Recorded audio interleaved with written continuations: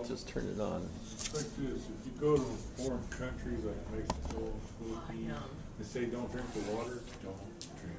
I have the camera on. Really? Just in case you Just don't say. FYI, if you don't want to say anything, it's gonna be Yeah. recorded. Right. Okay.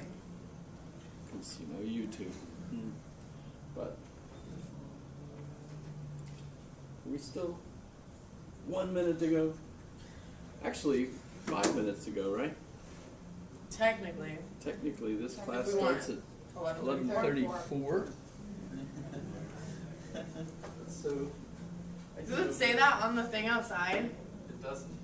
Oh. It says it on No, everything. it doesn't. It says 11:30 on the thing. At least they got that one right. That's what matters, right? Right? Right? You've got everything right. Even the technical aspects of your reaction to certain ingested items.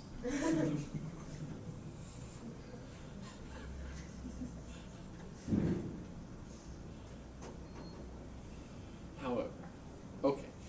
So we were talking about Hobbes, talking about social contract. That's all important. I think I asked where was Descartes buried? Because I knew where Hobbes was buried. There's Hobbes's grave well, it's not. His grave is actually out in the yard, as far as I understand it, in the cemetery. But they have a memorial stone at the church, and you can see it's lying it's on the floor. But I had posted. I found this one. You can see what the stone up close says if you're interested. Malmesbury, notice that's where he's from. So it's in Latin. 1679.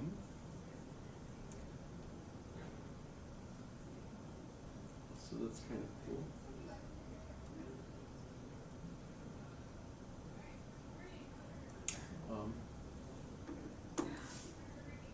Some of you found where Descartes was buried and moved to, and it's still funny that I don't see pictures. You know, it's not like France is just absolutely super excited over its most famous philosopher. They do have some others. We'll talk about two briefly. Montaigne is famous for his essays. He's kind of somehow, I mean, you know, you can read essays from the Latin writers, but guess what? He's officially like the essayist. So as far as the French are concerned, he's the one that invented essays. And they are kind of cool, kind of famous. Lots of famous people read them. So, you know, if one of the reasons you read this kind of stuff is to understand why subsequent folks behave the way they do, that's because they read stuff like this. Like, you know, like our president, for example, President Trump, his role model was the guy who invented the Playboy magazine, right? You know, so he wanted to live that kind of life. That was his role model, surrounded by blonde bunnies and just having orgy after orgy in the penthouse. You know, basically never getting out of his robe during the day. Well, I mean, you know, but that's just. He died recently, by the way. I think the Pope is thinking of making him a saint. No, that would be wrong. When it's fuzzy bunny feet? Yes. However, but Montaigne, kind of famous, lived in a. The reason his name is that is because that's where he lived. So that's another one of those weird things about titles you've got to watch. He was, I think, the third generation living in a house that was big enough to make him a lord, a noble. So they was very proud of his lineage. That he wasn't just a new noble that just had, like, you know, earned it by bribing somebody or something, but he had actually had kind of a family tradition of being a noble, etc. always worried about dying. He was very morbid in a lot of his essays. Worried about, you could avoid, death in a battle and everything, and then a scratch can get infected and you die. Bummer. Yeah. Yeah, so he's always worried about those kinds of things. Very pragmatic, really.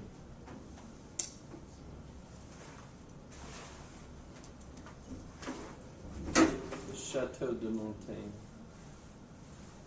which is now.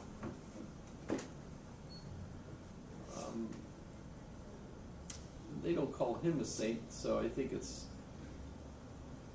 Michael that he was named for was Saint Michael. Does that make sense? So it's Saint Michael. Near Bordeaux. And lots of grapevines and stuff in the backyard. It was kind of what the chateau did. It was a farmhouse. You could visit it, by the way. It's one of those touristy kind of stops. You drive along and there's sheep, and then there's sheep, and then there's sheep, and then there's sheep, and then there's geese. And then there's sheep. And then some sheep. And then a road that says Le Tour de Castle Montaigne, or whatever. Or whatever. And then you can drive down this little dirt road and park and go in. Pay your money. Yep, that's a chair. That's Voici un stylo. There's different things. And you can see it's kept in great shape. There's the Tour de Montaigne. That's where his library was.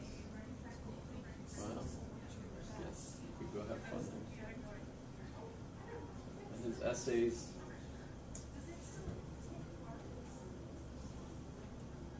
Big book. You could buy several variations or translations of them, not all of which will have all of them, because there's enough essays that if you want to put them all in a book, it becomes kind of, no one wants to buy that one, so they buy the smaller ones. You skip like the essays on like death and stuff, it depends.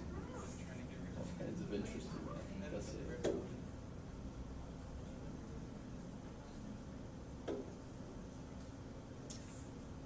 But they're short essays, so like if you want to read an essay on the education of children, you're only looking at maybe 10 pages, which compared to like Piaget and other people, That's not bad. that's not bad.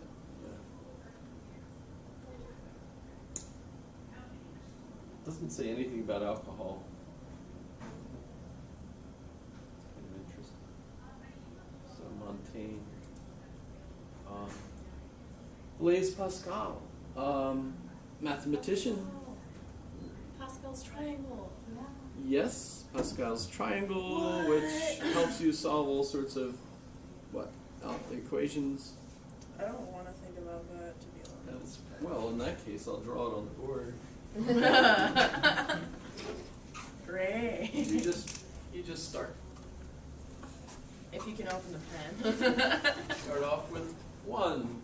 And then you have 1 again on Yeah. both sides, and then you can like still have 1. Yeah, actually on this You have side you one have 1 on all the all way sides. down, and on this side you have 1 all the way down. But in the middle here you'll end up with 2 because you add these 2 together, and then here you can add these 2 together and you get 3, and same thing here. You get the idea. 4, 6, 4, etc. 5. 10, 5, etc. And you end up with this triangle, which is pretty neat because if you're doing X, Y, Z, ABC, what do we do with ABC? ABC normally, and you could do this A times etc. They actually match these lines when you try to do the calculation. Smart dude. Pretty weird. Pascal's triangle. We also get his calculating machine. He's the first to come up with a machine that calculates.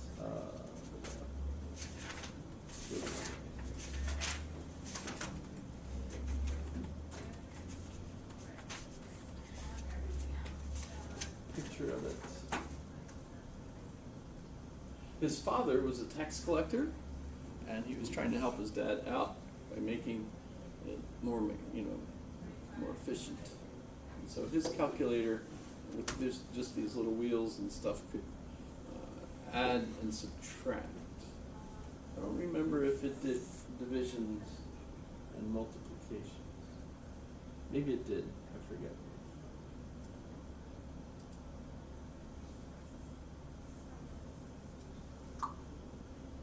So it add, subtract, and multiplication and division, but through repeated addition or subtraction. So that would be one of those you'd have to read the Chinese directions. Would it just like print it out or display it? I think it would display it in the, I'm sure it didn't have a printer. Some kind of press or something? No, it's just probably these Well, that would have been numbers right at would the be- same time as the printing press right about, huh? Oh, yeah, but those printing presses, if you've seen pictures of those, they fill a room. And it requires multiple men, and So where did he get the financing for all that? Huh? Pascal? No, Gutenberg? Gutenberg, I guess. Because, I mean, these guys all had to have some kind of rich guy behind them, right? No, I think Gutenberg was in business himself, and What kind of... the investment itself paid off because Yeah. it really took off. Publishing really took off. Ben Franklin bought his own press by playing cards. Really? Yeah, he went to London as a young man and was learning how to be an editor at a press there. But while there, he also, in the evenings, when he wasn't flirting with the red light district Right. folks, Love that. he was, which he has multiple things to say about the non-benefits of that. Yeah, but he also gambled at cards, and he was very good, and he earned enough money to buy his own letters and stuff. Dang. And then when he got So back he to brought, Philadelphia, didn't he have one of the first presses in the U.S. Yeah. He And he bought published it, huh? scathing political tracts and Yeah. things. Yeah, he was a pretty interesting guy. It's like the Fox News of his day. I like the one biography where he literally walks from Boston to Philadelphia for the first time, and when he arrives and he's walking down the street in Philadelphia, he's got a loaf of bread. He just bought 2 loaves of bread, so he's got one under each arm, and that's how he met his future wife, who was standing on a porch when he comes walking by with the bread. That's how you know. You can butter my bread Yeah, right. anytime. Cook it with lightning. I was in Toasted. Yeah, you want to go fly a kite with me? I was in Amsterdam last night with my Oculus Rift, looking around. I was trying to find this.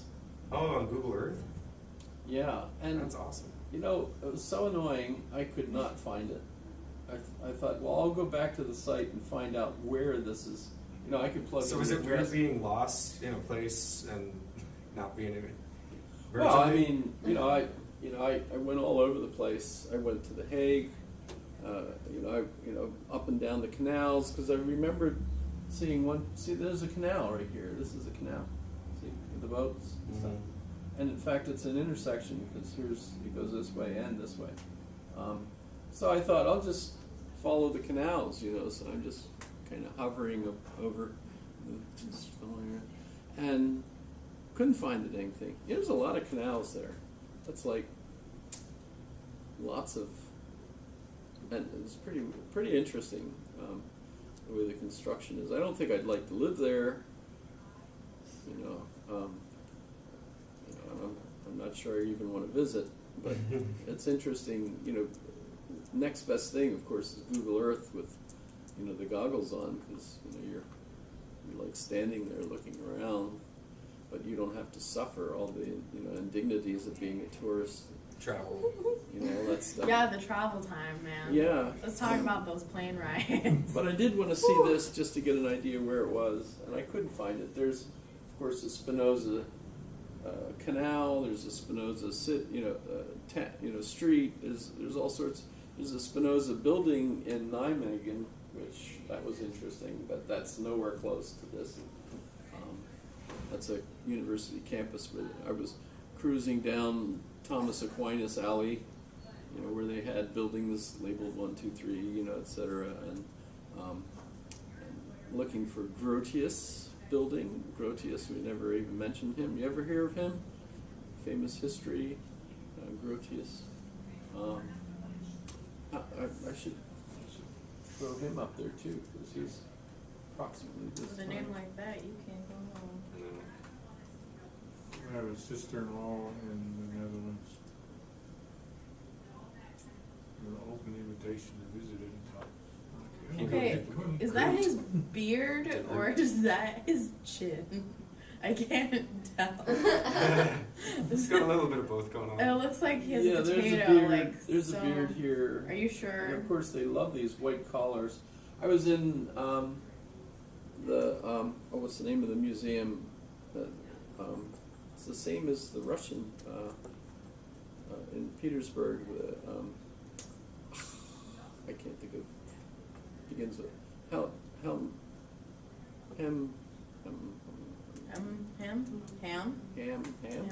Ham's good. The heck is the name of the big museum in Petersburg? Big museum. Because they had one in Amsterdam as well. Was it the Guggenheim? No, it begins with an H. Hi. Hermitage? Hermitage, thank you. Oh, yeah. I am getting old. The so- Civilizations. Yeah, but so Hermitage, and I was disappointed because all the pictures were just groups of guys wearing these white collars and an arrangement, you know, like how Rembrandt would do, you know, just a whole room full of, you know, and all the guys visiting are reading like the little explanations of who everybody was, and man, that's got to be boring. Just, you know, and the women, of course, look like nuns with the same outfits, you know, black everything except white collars. So, kind of, no. Okay, happy. Not going to visit that one. It's not. When I go to a museum, I want to see big, glorious pictures of nudes, you know. No, that's the Vatican. That was supposed to be a joke. So, Hugo Grotius. What was his main book? Wasn't it something like a history or war or something?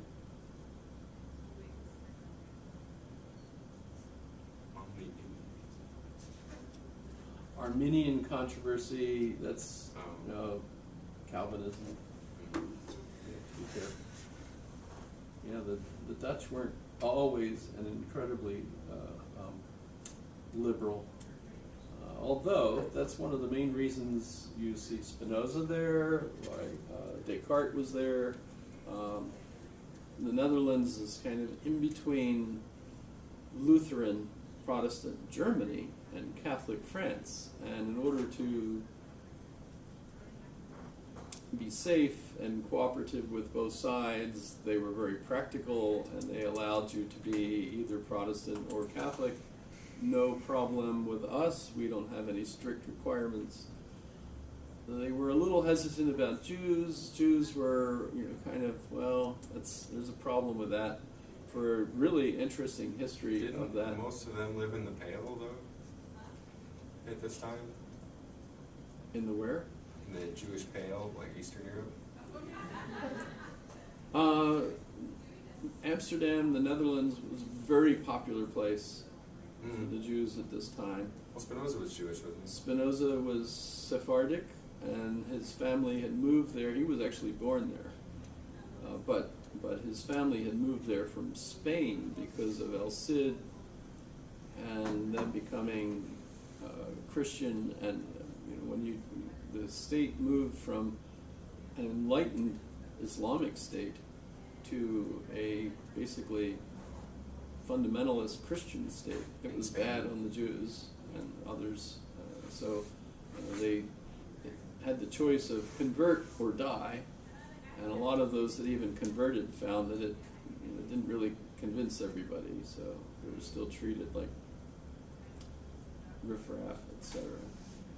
But really great way to read about the situation that the Jews were in is The Source, a book by Michener. I don't know if you like those kinds of things.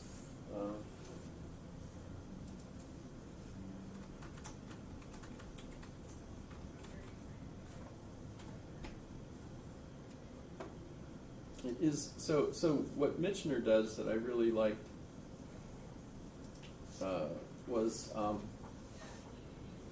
he gives you a sweeping history of whatever, but he couches it in a novel, which is about, say, a particular family or something. That's cool. So I remember the one year I read Chesapeake, which was neat because I was living off of the Chesapeake in the NSA there, and so I read that. It was all about the history of the Chesapeake area from long before it was colonized, etc.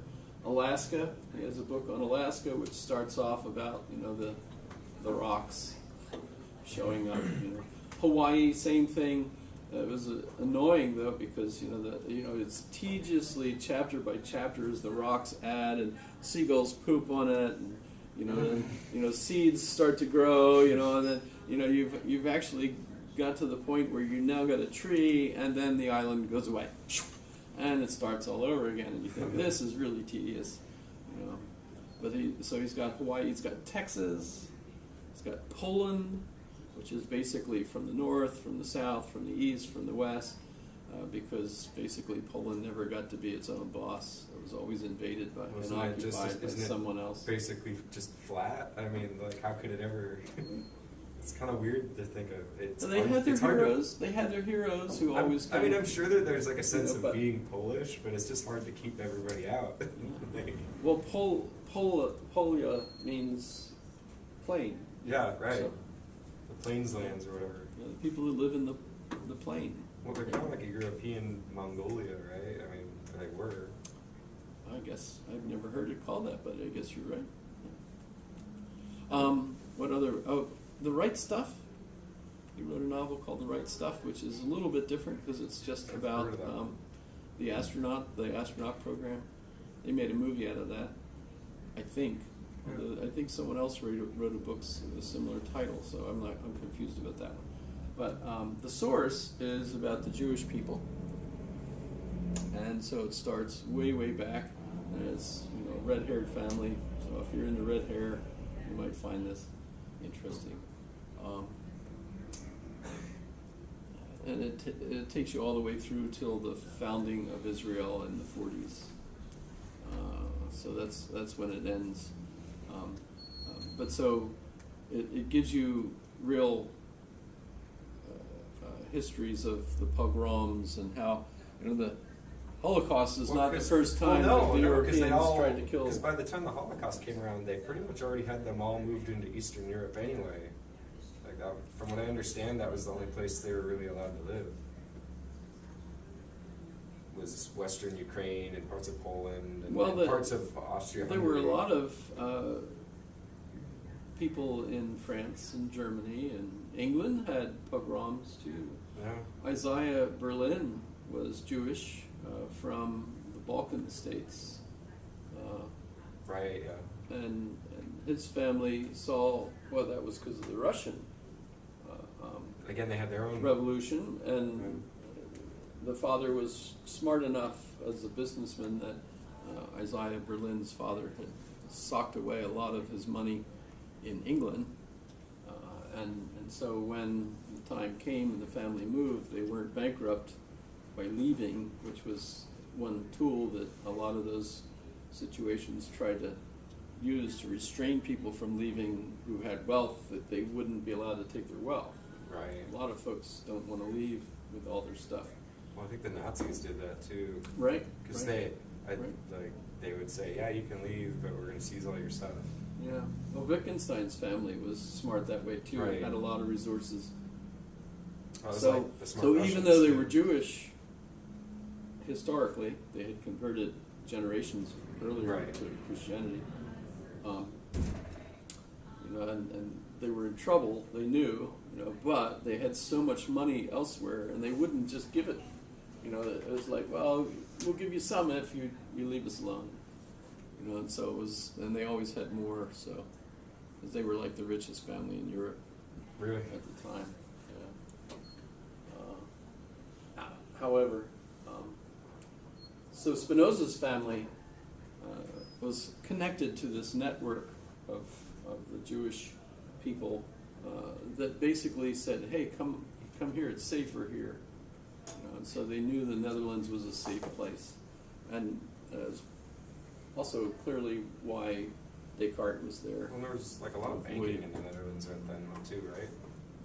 Pardon? Wasn't there a lot of banking in the Netherlands, like in The 17th Netherlands was the century? first empire builder. You know, Right. They used wind power to build an empire, and so and we're looking at this time period. That's when they were at their peak, Right. Yeah. and it was like the nice place. You know, nice new buildings.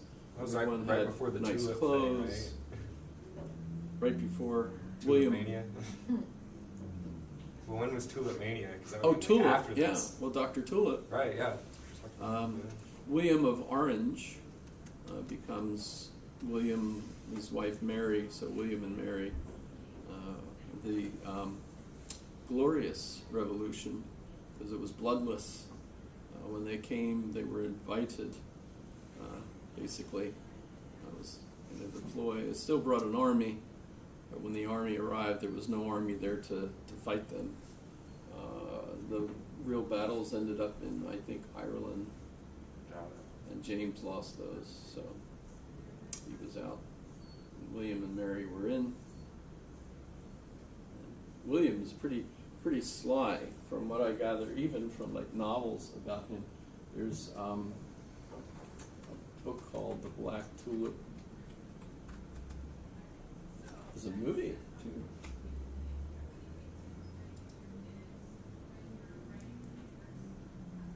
This is, if you've read Dumas has other famous novels like The Three Musketeers, I guess is one, and The Man in the Mask, or you know about the guy that was in prison with the mask on, and what other ones I forget. Count of Monte Cristo, yeah, that one. But there's other ones too. But the Black Tulip includes William of Orange as one of the characters, which gives you it's kind of a cloak and dagger, sort of riding around in the dark on his horse in a black outfit, you know. Not exactly what you think of as the king, you know, of England, but I don't know. still kind of interesting. Rolling around on his Lamborghini horse. Stabbing people. Some other things Pascal did that were pretty famous. Converted at the end of his life, had a really rather hysterical, ecstatic experience, and became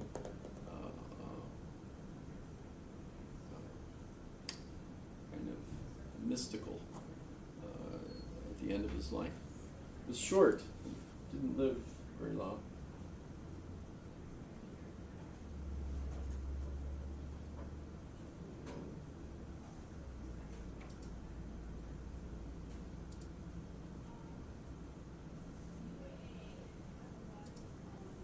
But Spinoza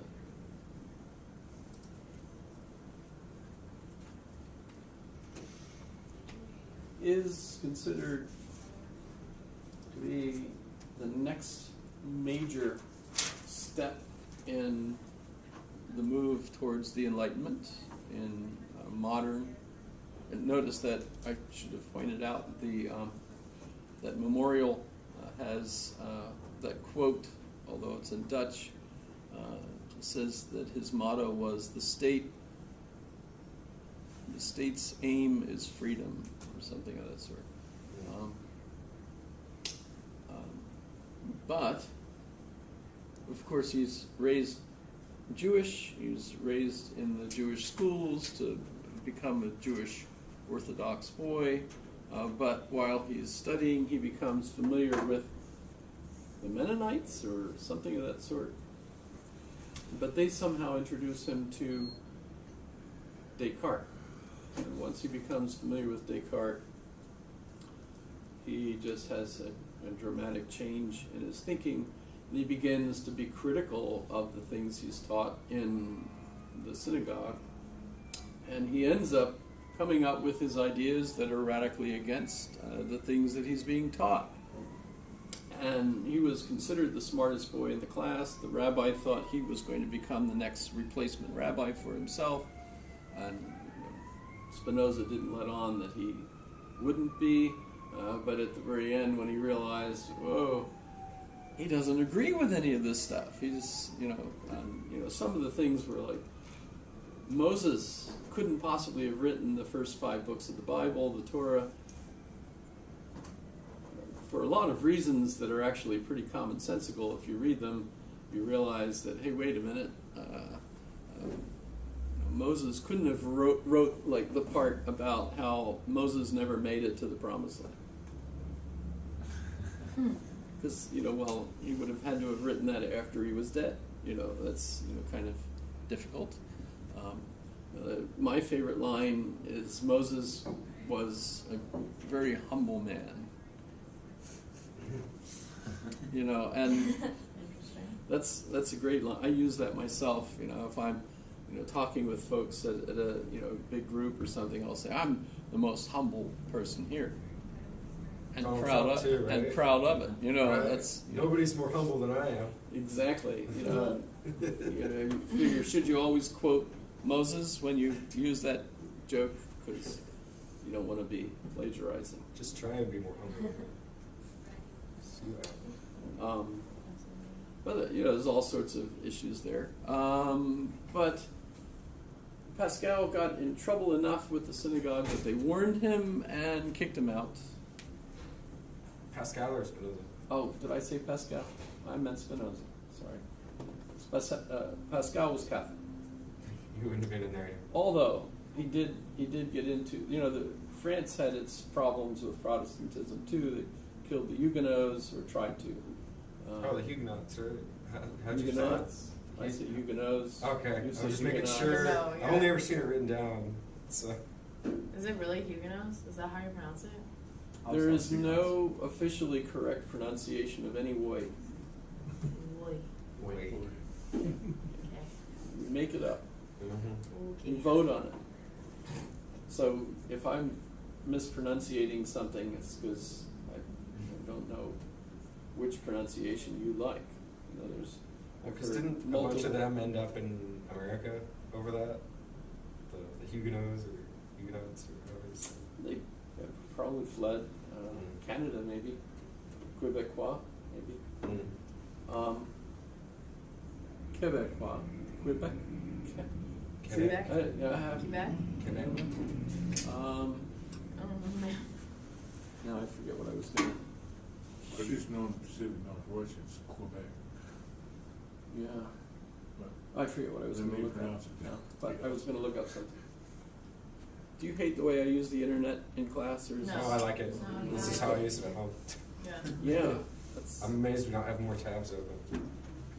I just Last closed. class was I pretty just closed a hefty. bunch. Yeah. There were a lot of tabs last class.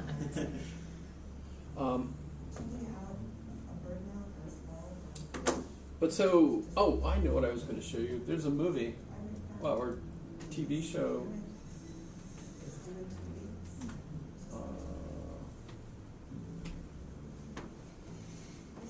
Which is pretty cool.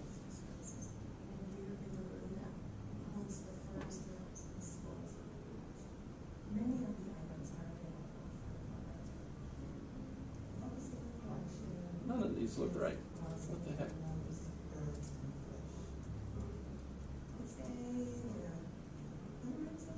Well, what happened to it?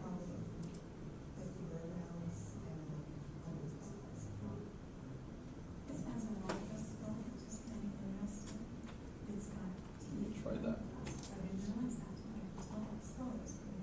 Ah, here it is.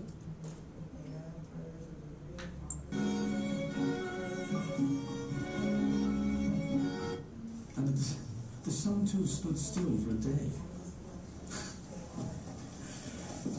I mean, the Krugalism masters try to explain all this away with obscure. So that's the impenetrable actor language is that doesn't make Spinoza sense to in people. this.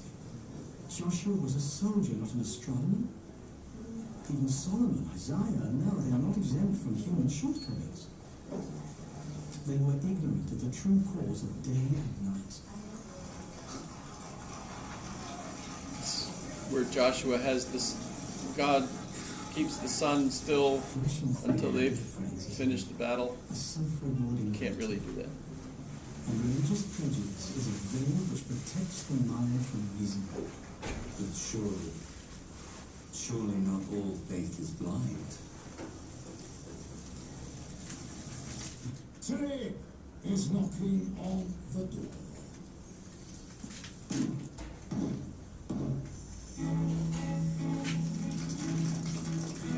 In the year 1517, Martin Luther challenged Rome.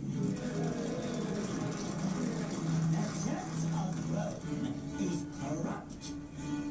Here begins the Reformation. English King Henry, a man of many hearts, breaks with Rome.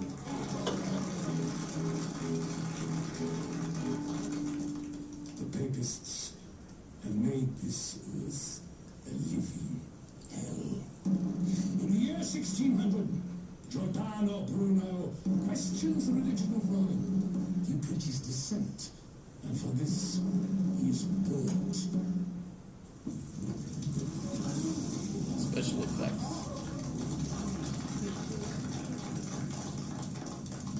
But my friends, beware. It is not only the papists you must guard against. On the 24th of November, 1632, in the Jewish quarter of this our fair town of Amsterdam, Baruch de Espinosa was born. Yashiku, he began to question everything. Everything, creation and our Creator.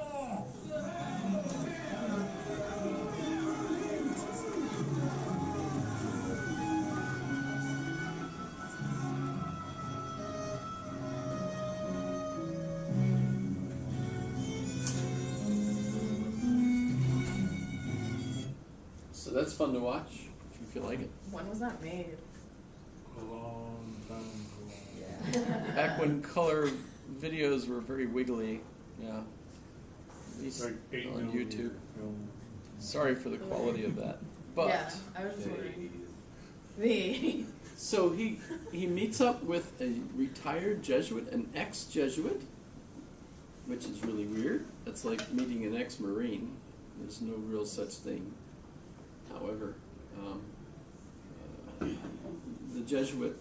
ex-Jesuit has his own private school, and Spinoza becomes a teacher in that school.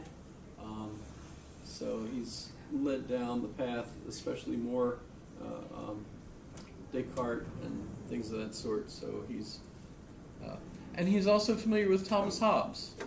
So in this connectivity here, I would put Hobbes on one side, Descartes on the other, and Spinoza a little more towards Descartes than Hobbes, but nonetheless, it was definitely influenced by both. And so he becomes another European, but rationalist, so they call him a rationalist. But when you read his stuff, you see he's got loads of influence from Hobbes as well. So all of the the social contract theory and the applying Galileo's physics to the body, so that the body is like a machine, etc. Right?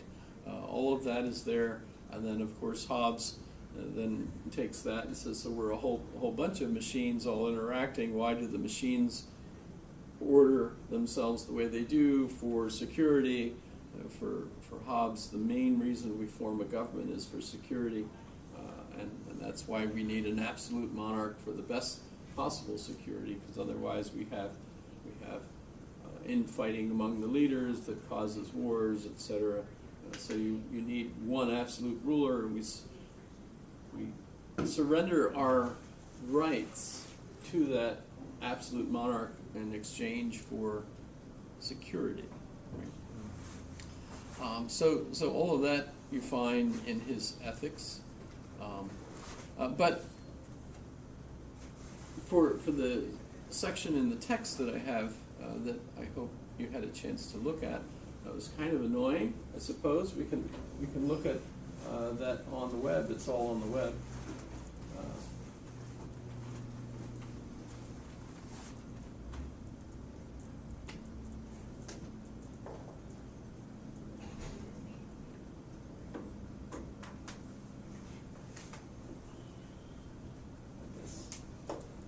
This one will.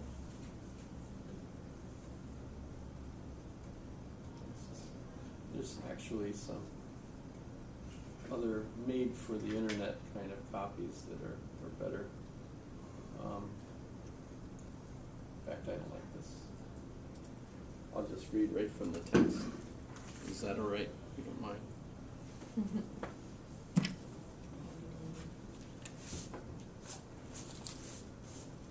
Hobbes' Leviathan. I hope you had fun with the Leviathan. By the way, there are some parts in here that absolutely were fascinating. And by the way, since we're machines, and Thomas Hobbes talks about free will, he argues that free will, all it is like if you're free to get up and do what you want to do, that's free will. Still, the reason you get up and everything is for all the prior scientific reasons, causes of why you get up, but basically you're free as long as you're not restrained from doing what you want to do, right? Where not being free would be like if I'm bound to the chair. You know, I'm being tortured and my teeth are being drilled because I'm being tortured because I'm in a movie or something, you know, whatever that movie was. You know, where Dustin Hoffman was being tortured with a dental tool. What movie was that? It was really horrible.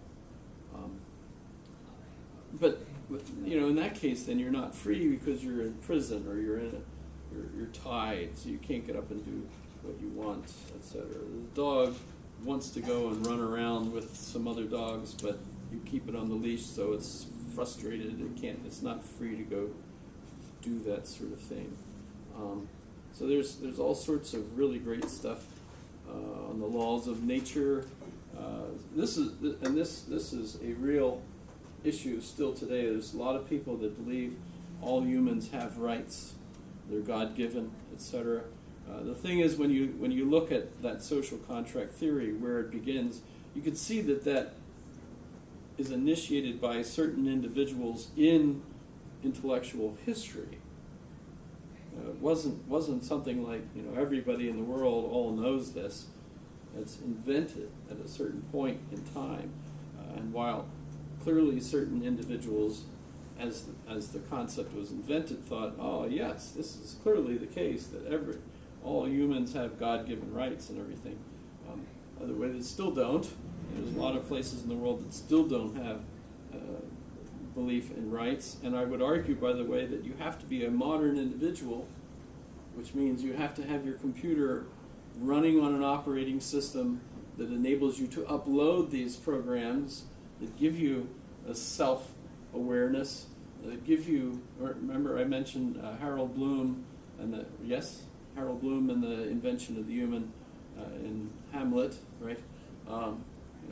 It's an app that's loaded on an operating system that can do this. you become self-reflective, and as a self-reflective individual, you begin thinking of yourself as having rights. And the right to vote, for example, that we're, all men are created equal, we all get to vote, etc. So that the government is, represents our will, right? Right? The Lincoln, the government is, for the people, by the people. I screwed that one up, but you get the idea, right? Of the people, by the whatever, all the people, right? And that's, by the way, completely a shocker to people like King George. Is absolutely convinced, no, God gave me the authority, and you are a subject, and you have to do what I say. Who the heck gave you rights? Says the king, right? So that's all kind of obviously occurring in a specific point in time associated with the modern period. But if you think of it as mentally something, you can't go to Afghanistan and top-down establish a democracy. You're curious about that? That was where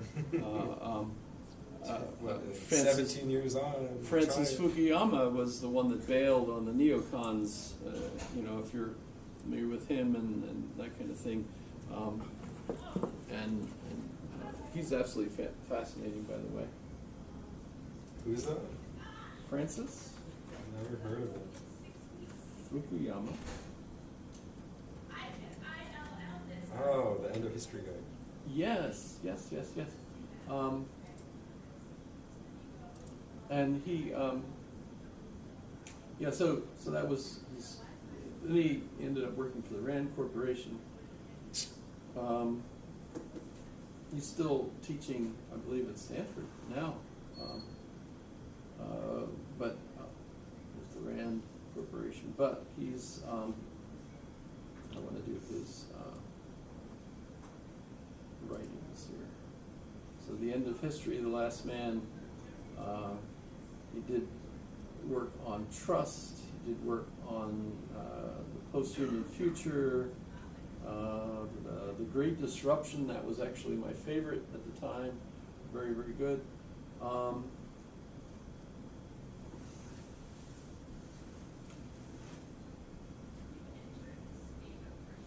There's the book, though.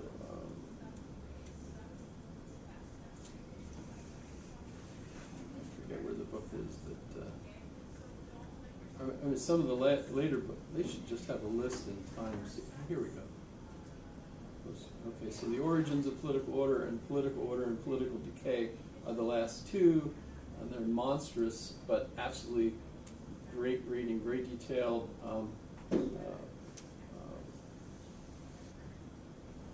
Democracy, Power, and the Neoconservative Legacy. Here we go. State building.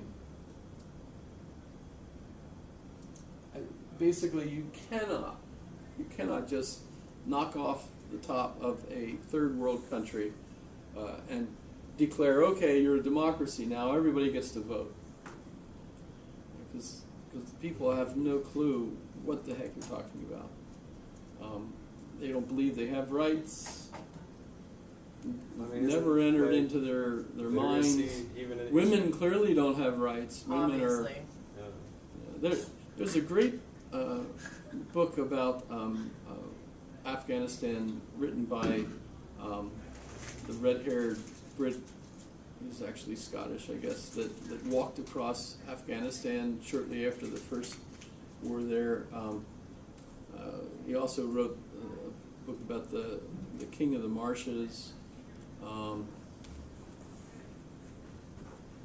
can't think of his name. Shoot. King of the Marshes.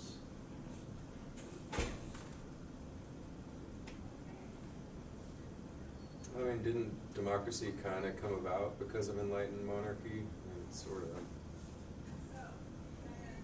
In that monarchy was more or less not willing to get all violent for it. At least in our case.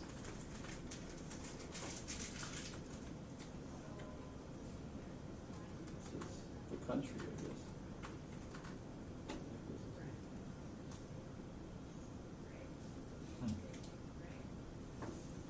People got. I'm confusing two of his books together. Yeah, well, I mean, I don't know. Obviously, there was political interests enough, so for people on our side in Britain that they were able to, like, not let it keep going. But this author, his first book, he walked across Afghanistan by himself, and there's just some scenes where he's sitting in a village at night, where they've given him a dinner, and they say things, like, oh, you're from India, and he says, no, I'm from England. And says, no, you're from India, That's the end of the conversation, and they just sit there and stare the whole rest of the evening. That's like, there's no intellectual effort there. This is the guy that has a copy of the Quran, and he's all upset because someone that attacked the village hurt the book. He says they hurt the book, but the thing is he can't even read it, so it's like he's absolutely thrilled that they have this special book, but it's like no one there in the village could read it. But I think his name is Randy. But he gets to the one village where a VIP from America has been dropped in a helicopter to give a speech to the village, and they have like a bandstand set up for him and everything, and he's got like a microphone, speakers, guards. He stands there and he's speaking to these villagers who don't speak English. I have no idea what the hell's going on. No idea, right? But it's a photographic moment. The cameras are there. As he's speaking to these people that are, just absolutely amazed at all of this stuff. And he's talking about, so now you have the vote, you have rights, you get to select who's going to be your authority, etc. And these are sheep herders, that we're worried about a missing goat. Yeah, and he's talking about women's equality, and and of course he's standing there, writing in the book because he happened to be in the village at the time, and he's just in that kind of characteristic British way describing what's going on without saying this is obviously stupid. He doesn't say that. He just lays it out. You figure it out. It's just. But Francis Fukuyama's in that position too. You've got to inculcate all these earlier stages of consciousness in the people before they're capable of having that level of sophistication to be concerned about their own governance and So nuances. you can't go directly from goat herding to democracy. Not in one swell swoop. No, it doesn't look that way. Monty Python makes fun of that too. As the two folks in the muddy field. We've got a representative democracy. Actually, something like, oh, there's some really good filth over here. We should just watch that movie one of these days and like analyze it. It was widely reported by a lot of GIs that went over there. Half of the people that they encountered had no idea why the Americans were there in the first place, or even what happened on 9/11. Well, I mean, it's not like they got Yeah, CNN. They weren't told. And if they can't read, I mean, Well, they don't know where America is. it. Yeah, They don't know where New and York then you have is. Afghanistan's not like one central government country. You have different ethnic groups and political groups. it's never been a real country as far as I can tell. And you would have, and one area is like, okay, the Taliban controls this area, and this area over here, Taliban doesn't control that area, but they have association with them. And others, they don't have any association whatsoever. But opium's everywhere. Yeah. Well, that's the big guys. Yeah. The quasi-government they had there, including the Taliban, was the one doing the selling.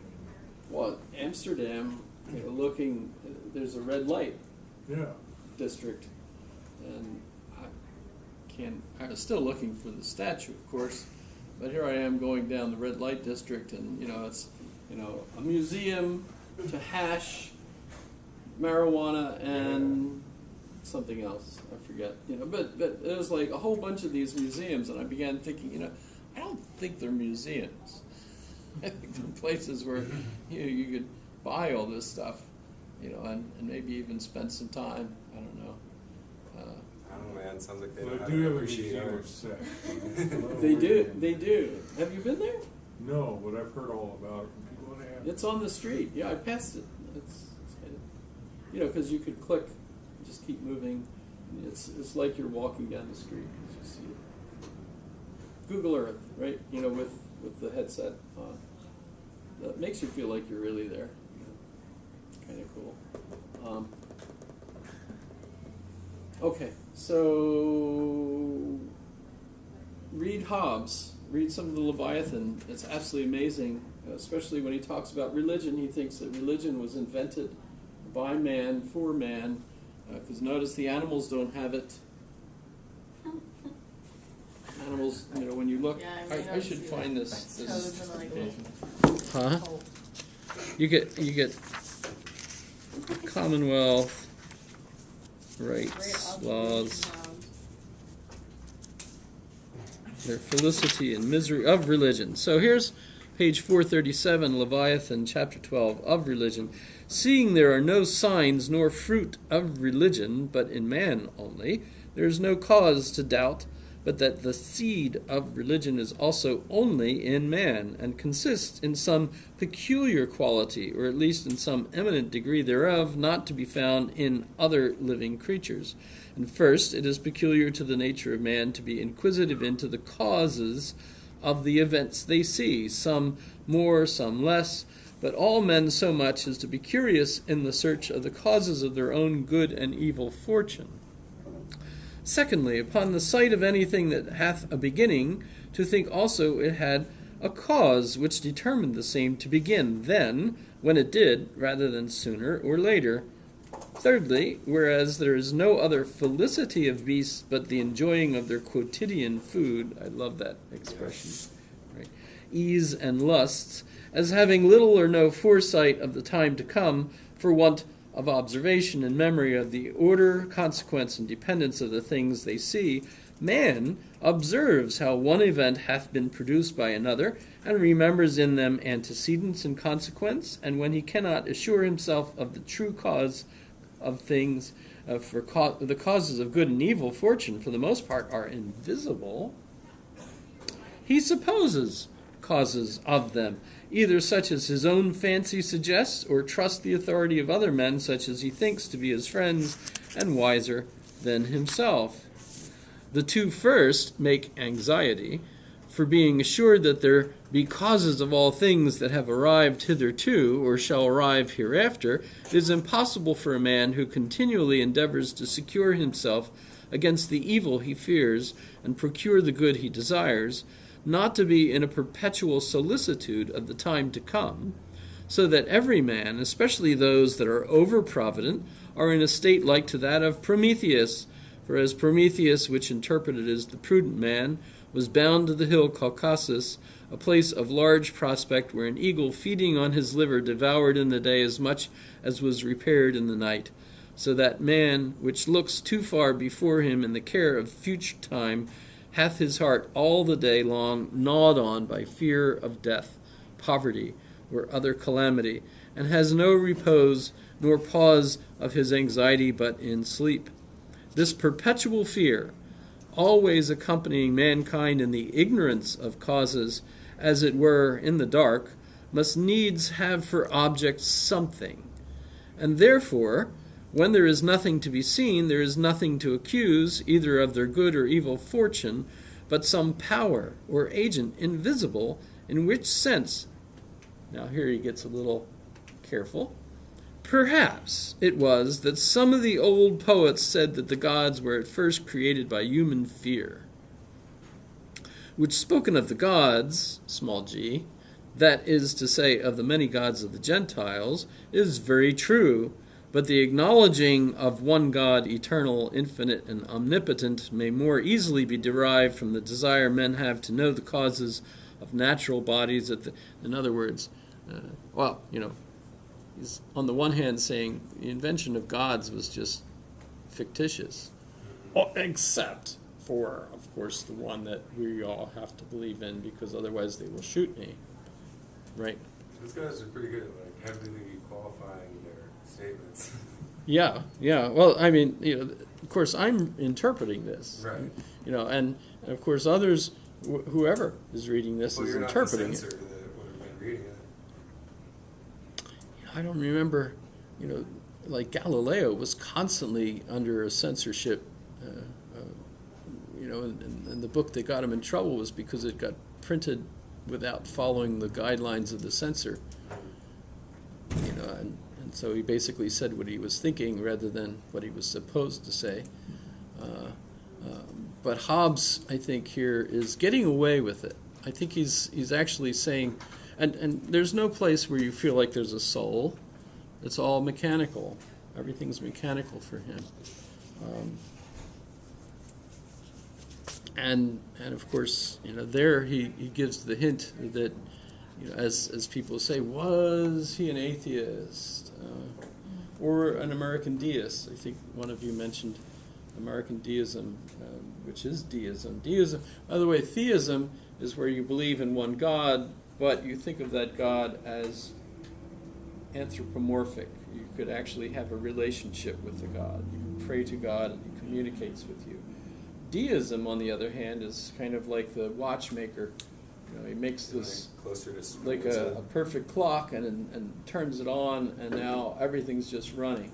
And it's almost an insult to think that there could be like a person who prays to God and God says, "Oh, okay, I'll fix it," and changes the clock. That would be an insult to the incredible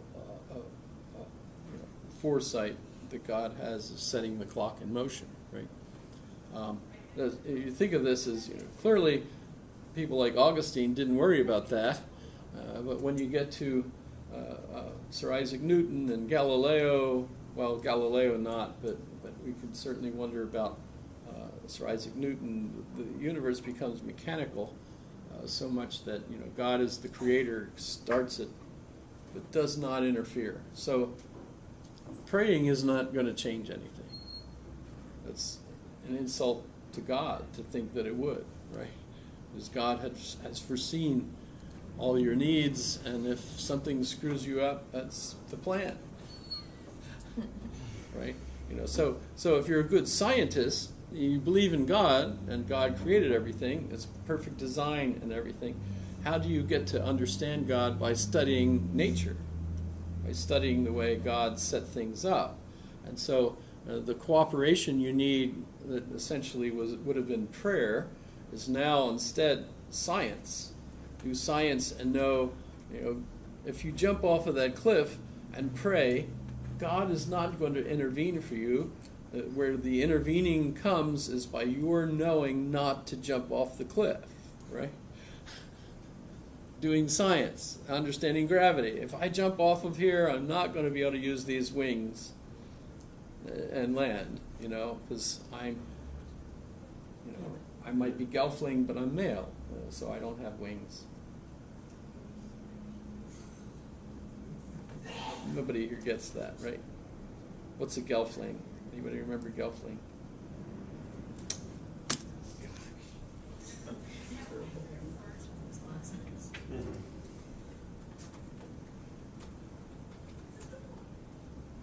Hero. Oh yeah. Oh, What yeah. the hell is I that? have no idea. I have Dark, it the written Dark down. Crystal. Great. That's what 80s it fantasy, right? You have four more to It was a Henson production. Yeah. The guys that did all the Muppets. I always mix this one up with the one with David No. Bowie. The Lab. Alright, I got it ready.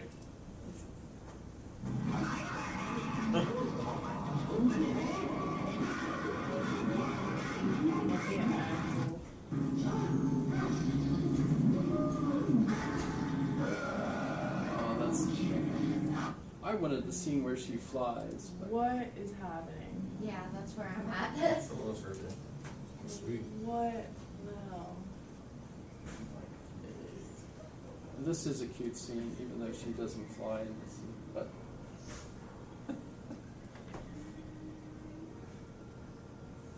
this is an old movie Obviously. made with puppets.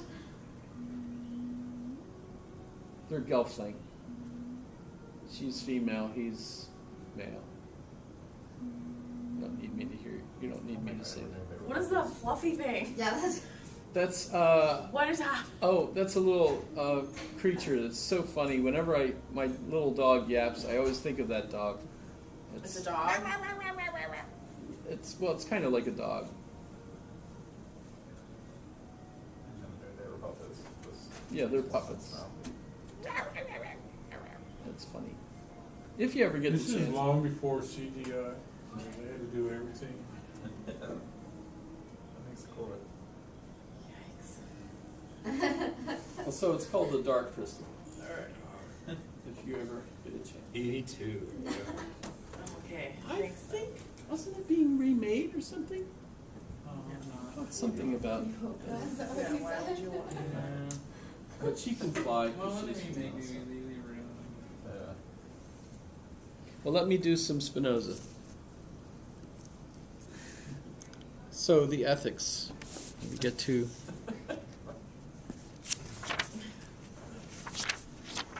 Oh, and this, I always love pointing this out. You know, what was the first name of President Obama? Barack. Same first name as Barack Spinoza. Except, so Barack is Arabic for blessed. Baruch is Hebrew for blessed. Blessed is English for blessed. What? That's just crazy. Benedict is a Latinized. Benedictus means blessed, right? So, you know, if you were reading this and you were absolutely astounded and you said to yourself, "Holy Spinoza, you were exactly right." Holy Obama. Like, can we leave? Yes. I mean, yeah, but like, Yeah. well, that one was bad. Like, usually they're bad, but that one was really bad. Like, it was good, but it was bad. You know, Hobbes. Life is nasty, brutish, short. Whatever. There's more. I know. And then he lives wealthy and long, and it's just hilarious. Each of them has kind of neat, Weird famous lines that things that go on with their life. Descartes, Rene, right? I think, therefore I am. Mm-hmm. Someone asks him, "Do you think such and such is?" "I don't think." Poof, he's gone.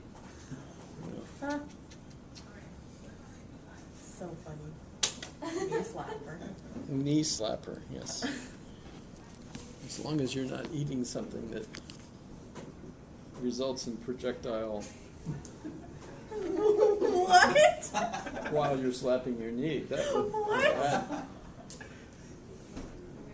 Sorry, I've got a mind that just.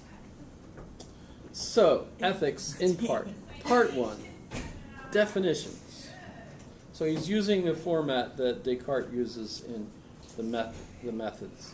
So definitions, you have to give definitions. Euclid does too. Right, so this is really just reinstituting kind of a traditional way, thanks to Euclid. Although I don't remember anyone else since Euclid until now doing it that way.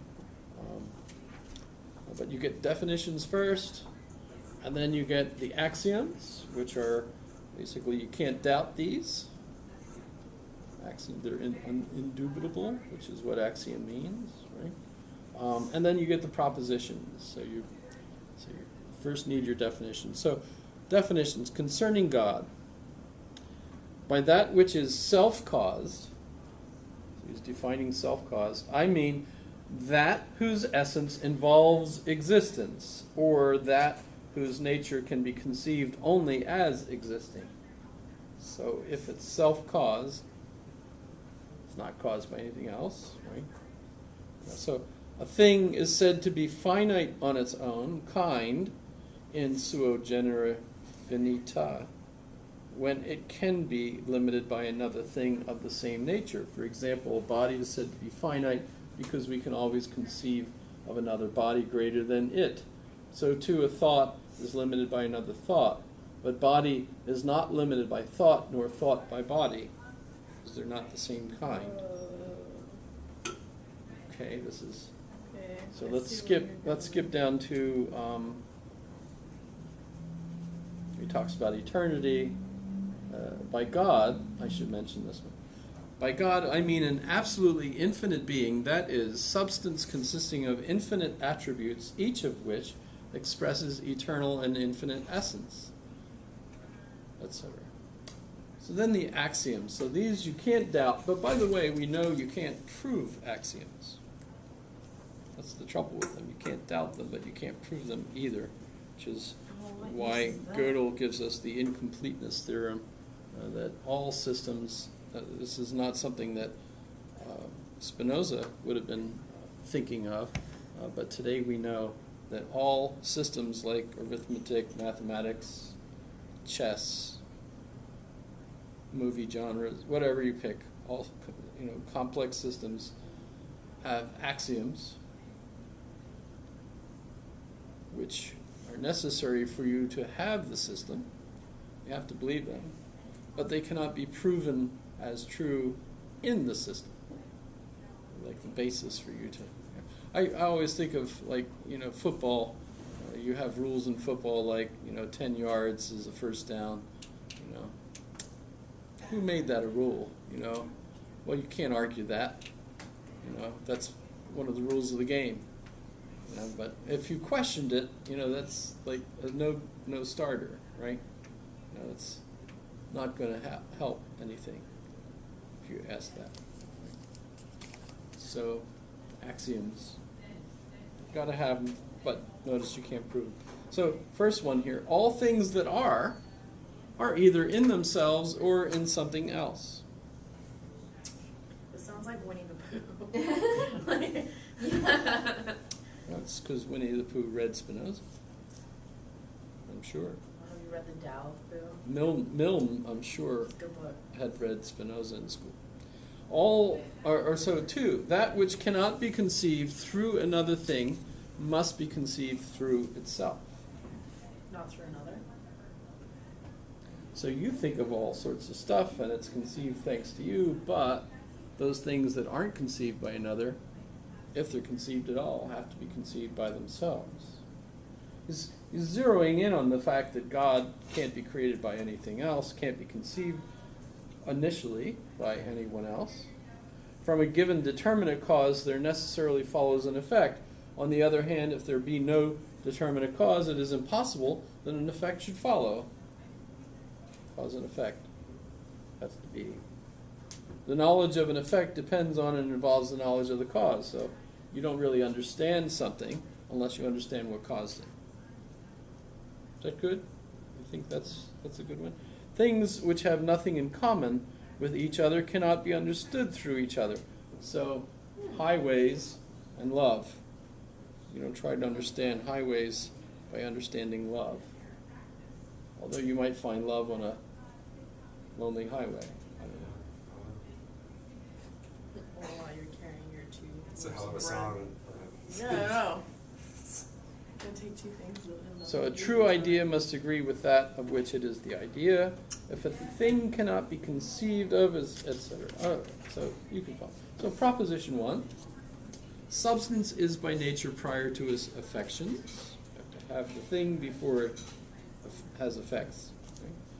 Proposition 2. Two substances having different attributes have nothing in common. When things have nothing in common, one cannot be the cause of the other. Two or more distinct things are distinguished from one another, either by the difference of their attributes, of the substances, or by the differences of the effects of the substances. He's got proofs here using the axioms and the definitions, right? Proposition 5, in the universe there cannot be two or more substances of the same nature or attribute, because if that's the case, it would actually be the same thing.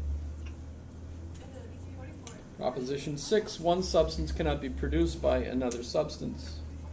I've got 1 minute to go, right? Yeah. Existence belongs to the nature of substance. Okay, long story short, when you get to proposition 11, God or substance consisting of infinite attributes, each of which expresses eternal and infinite essence, necessarily exists. So we have his version of the ontological argument there. But when you follow it on, it turns out that God is the only thing that could possibly exist. Only God exists. Everything is God. So this Spinoza's conception of God is what's referred to as pantheism. All is God. And it's of course a heresy, because in this case God is more like a Buddhist conception of the universe rather than... So I'll just ask, do you think Spinoza is persuasive in that argument that all exists by the definitions that the medieval theologians had been using? Well, God must exist. Obviously, they were worried he was persuasive. Yeah, a lot of people like Leibniz and Hegel are always defending themselves from the charge that they're Spinozaists. If they call you a Spinozaist, this is it. This is the problem. That you're thinking of God as the universe, not as a separate anthropomorphic-like being. So read through this a little bit, see if you find he's persuasive. I would argue that he annoyingly is. Yeah. That's what causes the irritation, because once you get this argument, you realize, crap, we did this to ourselves. By the things we say about God, we're like stuck. That if you say that God is all-powerful, is limitless, you say, but this is not God. Whoa, well that's putting a limit on the limitlessness of God by saying, well, but here's something that isn't him, or her, or it.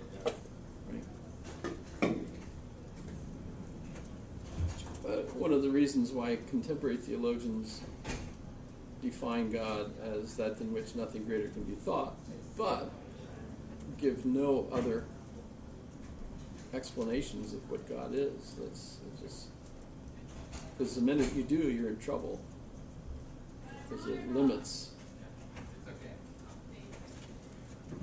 It's a crimp on God, and you're obviously incapable of understanding such a thing anyway. If I joke and say God must have a perfect sense of humor,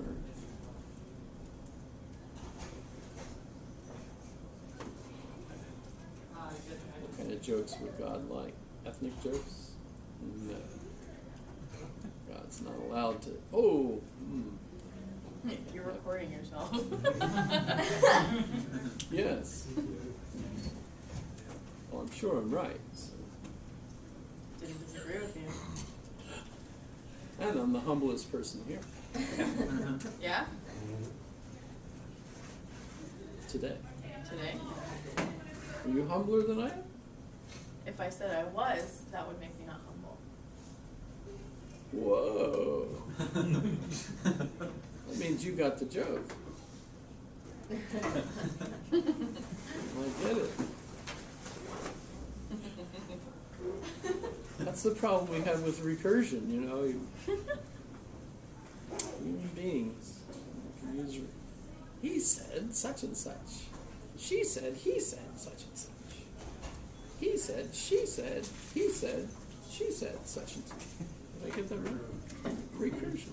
If you look up recursion, the quiz question is, do you think his argument here is persuasive?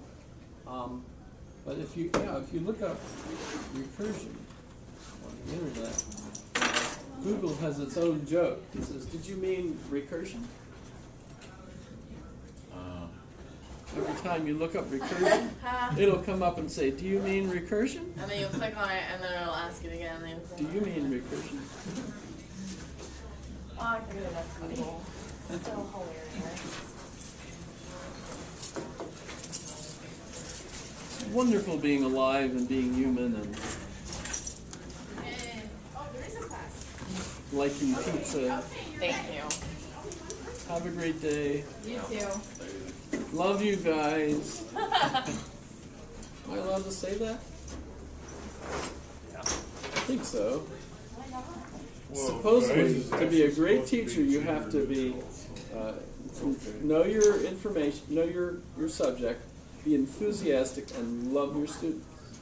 Those are the three requirements to be a good teacher. Amsterdam. There you go. Did you wear that today on purpose? No, I'd never worn it before, and my sister-in-law gave it to me, so I figured I better wear it at least once. So. And today we're talking about Spinoza, who's Yeah. at least part of the time in Amsterdam.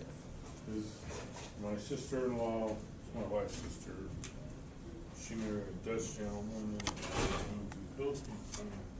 Can I have a quick shot of your? You want to pose so that I can get your shirt? What happenstance? Amsterdam. That's one of the canals. Thanks. You're now on